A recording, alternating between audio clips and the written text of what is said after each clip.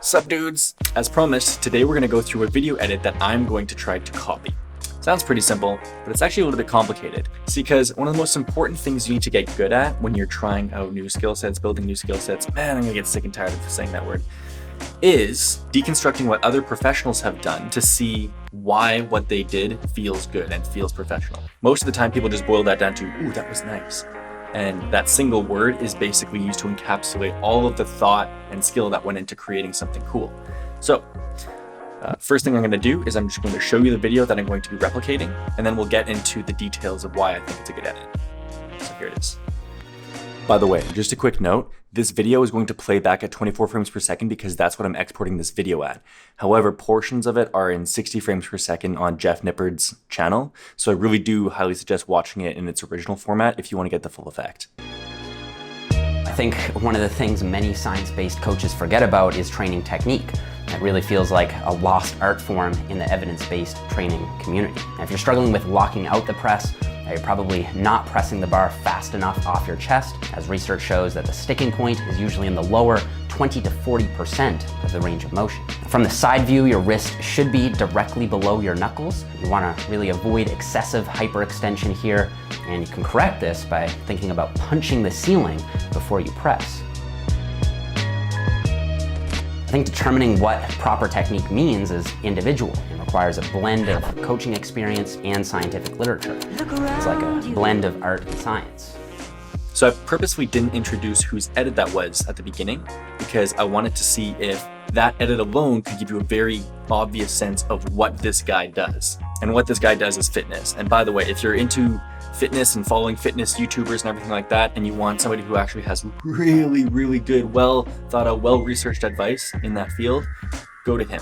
At some point, I'm probably going to go and make fitness videos because people ask me fitness stuff all the time, and it would be nice to just have a compartmentalized version of all the advice that I'd give to people. But I would highly recommend people go to his channel if they want really in-depth videos on everything you could possibly really want to do with fitness. Anyway, onto the video though. If I had to boil this video down to one word, it would be smooth. And maybe you could throw professional in there. Smooth and professional. And that's what Jeff wants to get to at this point too. He's become a pretty big YouTuber, and he wants the videos that he creates to have a very obvious high quality to them to differentiate him from other people who would just be giving you perhaps the same information. So I'm gonna go through the video and break down what I think Jeff and his friend Rashawn, who's actually the real main videographer, I think, for this project, were thinking when they were constructing this video. So the very first thing that they hit you with is very clean graphics with very well-placed and well-mixed audio effects. You'll notice that that little glitching effect was not too loud, it wasn't annoying in any way, and it gave you a sense of cohesiveness, right? Like the visuals and the audios matched, and the animations themselves were very smooth, and so you're immediately given the feeling of, okay, well, this looks pretty professional. So the first few opening shots have a very common theme, and that is smooth motion. The first few shots, in fact, are constant forward movement, and you'll notice that that smoothness is created because they're using a higher frame rate on their camera. That transitions into a double lateral movement where it has two different lateral movements moving in the same frame, encapsulated by the same type of effects that they showed at the beginning. So this is to give you a sense of continuity between the type of effects that they're going to be using and the subject material that they're actually covering. The audio narration that Jeff begins speaking of in the beginning gives a very obvious and well-articulated intro, and it makes it pretty obvious what this video is going to be about. And then when it gets to the scenes of him actually speaking, you can see that there's dual angles, it's well lit, relatively cinematic lighting and coloring. The frame rate now drops down to 24 frames per second because he's actually speaking, and that's the frame rate that you should always have when people are speaking in your videos. And then the background is very clearly set up such that there's a diagram of anatomy and some other relatively scientific concepts so that you don't instantly associate this with, oh, it's another musclehead video. It's, oh, this guy seems like he's kind of thoughtful about the things that he does. Maybe I should listen to him. And obviously it goes without saying that the audio quality itself is pretty good as well. Feels like a lost art form in the evidence-based training community. And him narrating with his tone of voice, with the type of shots that he's taking, clearly shows the intent of the video. So from that first sequence, you get the sense of the smoothness, the cohesiveness, the quality, videographically speaking, and then the audio narration and this little audio interview section solidify the intent of the video. So the second sequence follows the motif created in the first one where you have that smooth motion. And then it also adds in slow motion sections that are then accompanied by very smooth, again, graphics that are used to show different types of technique pointers.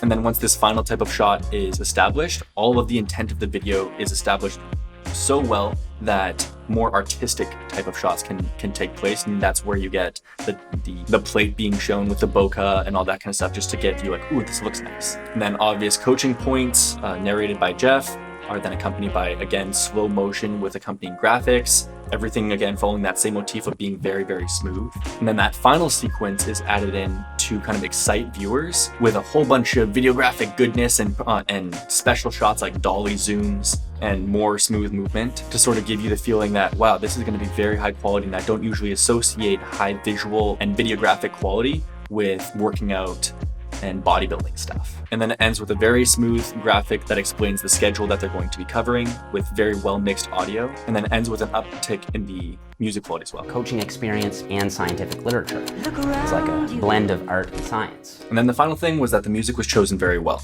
Personally, I found that the music also followed that motif of smoothness, and it also just fits in well with Jeff's choice of music that he used for a lot of his past videos. But this one in particular, I felt was a little bit maybe even more smooth than his usual selections. Now that I'm trying to describe the music choice, music is a difficult one to pin down. I don't know how to properly articulate why this was so well chosen, and maybe when I try to choose the music for my replication, I'll be able to do a better job of this. So let's wait until I do that one. But you probably noticed that there was a bit of a crescendo to the music, as in the music had the vocals come in at the very, very end, accompanying the final graphic where it's like, this is what you're gonna be seeing. The whole thing just was very well constructed, and I really applaud both Jeff and Rashawn's editing and videography skills for creating that. So if I were to deconstruct the video into clips and transitions, it would look something like this. In my next video, I'll work off a completed set list that looks like this to make sure that I got all of the shots and all of the transitions correct. I want to keep this video short and just having a very singular focus on how to deconstruct a video and how to review a video. So the next video in this series will be me going through the sequence of actually getting the shots, creating the transitions, editing everything, and putting it together. And you'll be able to see how closely I was able to copy Jeff and Rashawn's style. And then I might throw in some extra ideas on top for how would I change this if I were to do it a second time now that I had actually technically completed something that already looked good. What are some common motif and strains that I could then pull out and then put a spin on to create my own version of this thing so it wouldn't look like I was just copying other people's work. I might actually split that into a secondary video. I'm not really sure. Anyway, you'll get what you get. And actually, I just remembered I had a videography project just fall into my lap a couple days ago that I ended up completing. So the video after this one is actually going to be about that, but it's kind of like out of the sequence. But I figure it could be beneficial to loop you guys into that project because it was kind of cool. Anyway, enough talking.